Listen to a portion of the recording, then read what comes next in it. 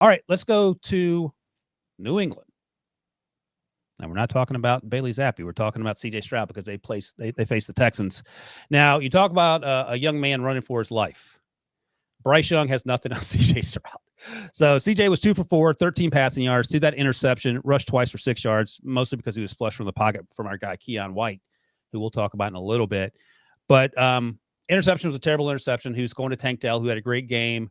Didn't see Jalen Mills, the safety, over the top, reading his eyes the whole way, and just came downhill on a throw that was late on a comeback.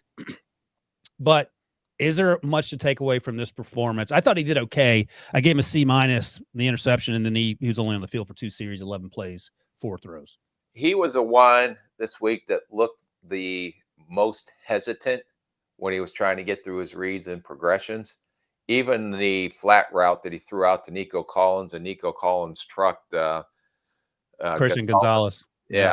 But that was late. I mean, there's no question about the arm talent, the arm and how he can throw the ball. He showed some athleticism on a couple of scrambles, but he's the one that looked the most hesitant trying to get through his reads and trying to recognize what the coverage was behind him. Now, they played against New England, who has a very good defense. And that interception, he didn't see Mills playing safety, but Mills, they rotated the coverage after the snap, and Mills kind of underneath that. He didn't see the safety coming over the top. So I think that was a growing experience for him. It reminded me a lot of the first half. And you remember when we talked to him about this, he said, give the brother some time. His very first start against, who's it, Minnesota? Minnesota on as a national TV game. On a night game, and I was there. And the first half just looked like the first 2 series here, but afterwards he went on to be who he was. So I think that will come, and he'll learn from some of those mistakes. But to me, he looked the most hesitant, I guess, out of all the QBs, young QBs that we watched this week.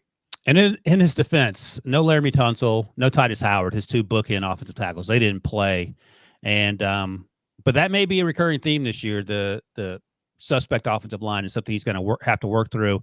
And I don't know if there's any way to measure this or what you do about it, but when you come from a program like Ohio State, where every offensive lineman feels like he's going to be a top 15 pick, and you go somewhere where the team has struggled in recent years, is there any way to get a sense for how a quarterback's going to handle that sort of change in people in his face consistently, or it's just something you got to get out there and see what happens? Regardless, but you're still going to have to get the ball out a lot quicker than you had to in college, Okay.